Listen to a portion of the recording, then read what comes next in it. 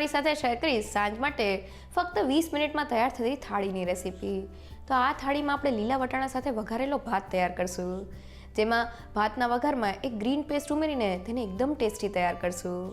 સાથે ભાતને એવી ટીપ સાથે બનાવશું કે તેનો દરેક દાણો એકદમ છૂટો તૈયાર થાય અને કઢી અને ભાત સાથે ખાવાની મજા આવે તેવા ક્રિસ્પી ભજીયા આપણે લીલા વટાણા અને રેગ્યુલર મસાલા સાથે ફક્ત 5 જ મિનિટમાં તૈયાર કરશું। તો સાંજે ઓછી મહેનતમાં તૈયાર થતી આ ઇન્સ્ટન્ટ થાળી એકવાર ચોક્કસથી ટ્રાય કરવા જેવી છે। તો ચાલો રેસીપી શરૂ કરીએ। એકદમ ટેસ્ટી વઘારેલો ભાત બનાવવા મેં 1 વાટકી જેટલા ચોખા લીધેલા છે। તો ચોખાના આ માપથી 4 થી 5 વ્યક્તિને સર્વ થાય તેટલો વઘારેલો ભાત તૈયાર થશે। તેમાં પાણી એડ કરીને તેને સારી રીતે ધોઈ લઈએ। હવે ધોયેલા ચોખાનું પાણી કાઢી લઈએ અને તેમાં પાણી એડ કરીને તેને ફક્ત 20 મિનિટ માટે પલાળી દઈએ। અને હવે મિક્સર જારમાં 5 થી 6 તીખા લીલા મરચાં, 1 ઇંચ જેટલા આદુના ટુકડા, 7 થી 8 નાની લસણની કળી, 5 થી 6 ફુદીનાના પાન, અડધા કપ જેટલી કોથમીર અને 5 થી 6 લીમડાના પાન એડ કરી દઈએ।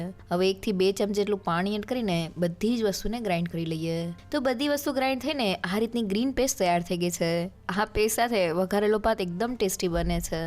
અને હવે વઘાર માટે કુકરમાં 4 મોટી ચમચીલું તેલ એડ કરી દઈએ। હવે તેમાં 1 ચમચીલું જીરું, અડધી ચમચીલી રાઈ અને મેં થોડા સૂકા મસાલા લીધેલા છે, જેમાં 1 તમાલપત્ર, 2 સૂકા લાલ મરચાં, 2 થી 3 નંગ જેટલા લવિંગ અને 1 ઇંચ જેટલો તજનો ટુકડો લીધેલો છે। તેને એડ કરીને સારી રીતે સાતળી લઈએ। તો વઘારમાં થોડા સૂકા મસાલા એડ કરવાથી ભાતનો સ્વાદ એકદમ બિરયાની જેવો આવે છે। હવે મેં અહીંયા 1 કપ અને 2 મીડિયમ સાઇઝની ડુંગળીને આ રીતના લાંબી સ્લાઇસમાં કટ કરી લીધેલી છે। તેને એડ કરીને ડુંગળી સેજ ટ્રાન્સપરન્ટ થાય ત્યાં સુધી તેને સાતળી લઈએ। તો લગભગ 2 થી 3 મિનિટ જેવું થઈ ગયું છે અને ડુંગળી થોડી સતળાઈને ટ્રાન્સપરન્ટ થઈ ગઈ છે। તો હવે વાટેલી ગ્રીન પેસ્ટને એડ કરી દઈએ અને તેને તેલમાં સારી રીતે સાતળી લઈએ। તો પેસ્ટને સાતળતી વખતે આપણે ગેસની ફ્લેમ મીડિયમ રાખીને તેને સતત હલાવતા રહેવાનું છે, જેથી તે કુકરના તળિયે ચોટે નહીં। તો લગભગ 2 મિનિટ જેવું થઈ ગયું છે અને આપણી પેસ્ટ એકદમ સારી રીતે સતળાઈને ઉપરથી તેલ છૂટું પડી ગયું છે। હવે મસાલામાં અડધી ચમચી જેટલો હળદર પાવડર, સ્વાદ પ્રમાણે મીઠું, 1 ચમચી જેટલું ધાણા જીરું પાવડર અને મેં અડધી ચમચી જેટલો બિરયાની મસાલો લીધેલો છે। બજારમાં આ રીતના પેકેટમાં બિરયાની મસાલો મળતો હોય છે, તમે તેની જગ્યાએ ગરમ મસાલા પાવડરનો ઉપયોગ પણ કરી શકો છો। હવે મસાલાને તેલમાં સારી રીતે સાતળી લઈએ। તો મસાલાને આ રીતના વઘારમાં સાતળવાથી વઘારેલા ભાતનો સ્વાદ એકદમ સરસ આવે છે। તો લગભગ 2 મિનિટમાં જ આપણા મસાલા એકદમ સારી રીતે સતળાઈને ઉપરથી તેલ છૂટું પડી ગયું છે। તો હવે શાકભાજીમાં મેં અહીંયા 1 ટમેટાના આ રીતના મોટી સાઇઝના પીસ કરી લીધેલા છે, સાથે અડધા કપ જેટલા ફ્લાવરના ટુકડા અને મેં 1 કપ જેટલા લીલા વટાણા લીધેલા છે। શિયાળાને લીધે લીલા વટાણા સિઝનમાં છે, તમે તેની જગ્યાએ ફ્રોઝન વટાણાનો ઉપયોગ પણ કરી શકો છો। હવે બધા જ શાકભાજીને ગ્રેવીમાં સારી રીતે સાતળી લઈએ। તો આ સિવાય તમે શાકભાજીમાં તમને ભાવતા કોઈ પણ શાકભાજી એડ કરી શકો છો। બસ તેને થોડા મોટી સાઇઝમાં કટ કરી લેવા, જેથી ભાત ખાતી વખતે તેનો એકદમ સરસ ક્રંચ આવે। તો શાકભાજી વઘારમાં એકદમ સારી રીતે સતળાઈ ગયા છે। હવે મેં 1 કપ જેટલા ચોખામાંથી પાણીનો ભાગ કાઢી લીધેલો છે, સાથે થોડા કોથમીરના પાન એડ કરીને ચોખાને વઘારમાં સારી રીતે મિક્સ કરી લઈએ। તો વઘારમાં આ રીતના ચોખાને મિક્સ કરવાથી ચોખા ઉપર તેલનું એક કોટિંગ થઈ જાય છે, જેનાથી વઘારેલા ભાતનો દરેક દાણો એકદમ છૂટો તૈયાર થાય છે। તો ચોખા વઘાર સાથે સારી રીતે મિક્સ થઈ ગયા છે। હવે મેં જે વાટકીથી ચોખા લીધેલા હતા તે વાટકીના માપ પ્રમાણે 1 વાટકી અને તેની ઉપર અડધી વાટકી જેટલું ગરમ પાણી એડ કરી દઈએ અને તેને સારી રીતે મિક્સ કરી લઈએ। તો ઠંડા પાણીની જગ્યાએ ગરમ પાણી એડ કરવાથી ભાતની કુકિંગ પ્રોસેસ ચાલુ રહે છે અને વઘારેલો ભાત એકદમ પરફેક્ટ તૈયાર થાય છે। તો બધી જ વસ્તુ મિક્સ થઈ ગઈ છે અને તમે જોઈ શકો છો કે પાણી આ રીતના ઉકળવા લાગ્યું છે। તો પાણી આ રીતના ઉકળવા લાગે પછી જ આપણે કુકરનું ઢાંકણ બંધ કરી દેવાનું છે અને મીડિયમ ટુ હાઈ ગેસની ફ્લેમ પર 2 વિસલ કરી લઈએ। તો 2 વિસલ થઈને આપણું કુકર ઠરી ગયું છે। હવે તેને ખોલી લઈએ। તો તમે જોઈ શકો છો કે બધું જ પાણી ભાતમાં એકદમ સારી રીતે એબ્ઝોર્બ થઈ ગયો છે અને ભાતનો દરેક દાણો એકદમ છૂટો તૈયાર થયો છે। એકવાર તેને આ ટ્રીક સાથે જરૂરથી ટ્રાય કરજો। તો કુકરમાં ફક્ત 2 વિસલમાં આપણો વઘારેલો ભાત તૈયાર થઈ ગયો છે। આદુ, મરચાં, લસણ અને કોથમીર સાથે બનેલી ગ્રીન પેસ્ટ સાથે જ ભાતનો સ્વાદ એકદમ સરસ આવે છે। સાથે જનરલી આપણે પુલાવ બનાવીએ ત્યારે જેટલા ચોખા લેતા હોય તેનાથી આપણે ડબલ પાણી લેતા હોઈએ છીએ। અહીંયા આપણે પુલાવને પ્રેશર કુકરમાં બનાવીએ છીએ, એટલે ચોખાથી આપણે દોઢું પાણી લેવાનું છે। 1 કપ ચોખા સાથે આપણે ફક્ત 1.5 કપ એટલે કે 1 કપની ઉપર અડધા કપ જેટલું જ પાણી લેવાનું છે। સાથે ઠંડા પાણીની જગ્યાએ અહીંયા આપણે પાણીને ગરમ કરીને એડ કરવાનું છે। ઠંડા પાણીની જગ્યાએ ગરમ પાણી એડ કરવાથી ભાતની કુકિંગ પ્રોસેસ ચાલુ રહે છે અને ભાતનો દરેક દાણો એકદમ સારી રીતે ફૂલીને છૂટો તૈયાર થાય છે। તો હવે વઘારેલા ભાત સાથે ખાવાની મજા આવે તેવા ભજીયા બનાવી લઈએ।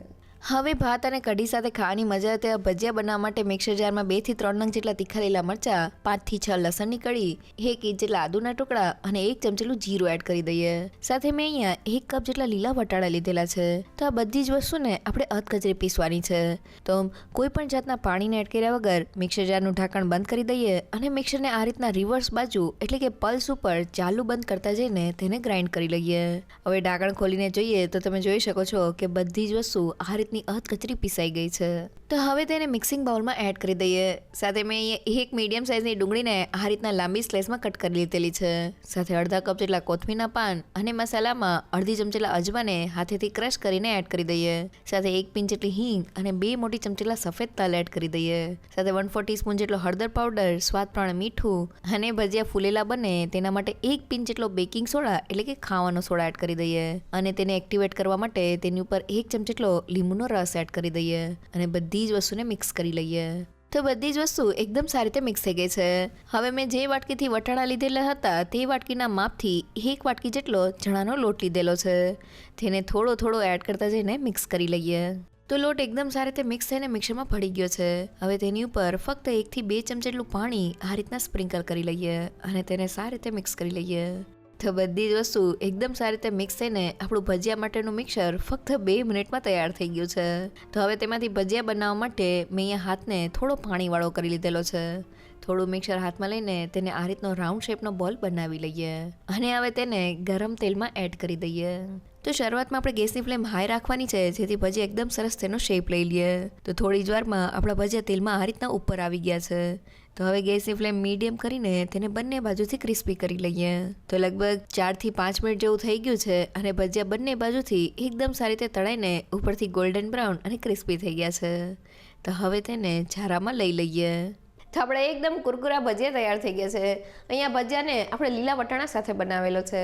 જેટલા આપણે વટાણા લીધેલા છે તેટલા જ પ્રમાણમાં આપણે ચણાનો લોટ લીધેલો છે. બંનેનું માપ સરખું રાખેલું છે.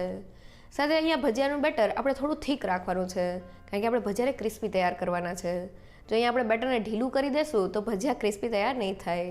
સાથે ભજીયાને તળતી વખતે આપણે ગરમ તેલમાં જ્યારે ભજીયાને એડ કરીએ ત્યારે શરૂઆતમાં ગેસની ફ્લેમ હાઈ રાખવાની છે જેથી તે એકદમ સરસ તેનો શેપ લઈ લઈએ અને પછી તેને મીડિયમ ગેસની ફ્લેમ પર ક્રિસ્પી કરી લેવાના છે. તો એ ગરમા ગરમ ભજીયાને કઢી અને વઘારેલા ભાત સાથે સર્વ કરી લઈએ.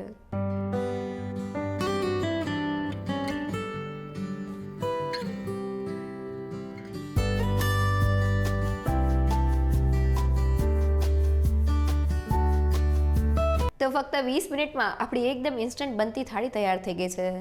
થાળી માટે વઘારેલો ભાત બનાવતી વખતે બસ તમારે અમુક વાતનું ધ્યાન રાખવાનું છે.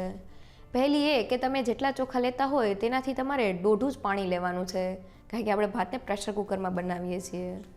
સાથે ભાતનો દરેક દાણો છૂટો બળે તેના માટે ઠંડા પાણીની જગ્યાએ થોડું ગરમ પાણી એડ કરવાનું છે. અને કઢી અને વઘારેલા ભાત સાથે ખાવાની મજા આવે તેવા ભજીયા બનાવવા માટે તમારે બેટરને થોડું થીક રાખવાનું છે. તો ઓછી મહેનતમાં તૈયાર થતી આ થાળીની રેસીપી જો તમને ગમી હોય તો મને કમેન્ટ સેક્શનમાં જરૂરથી કહેજો. સાથે મારા વિડીયોને લાઇક અને ફ્રેન્ડ્સ અને ફેમિલીમાં શેર કરજો અને મારી ચેનલને સબસ્ક્રાઈબ કરવાનું ના ભૂલશો. તો ફરી મળીએ એક નવી રેસીપી સાથે.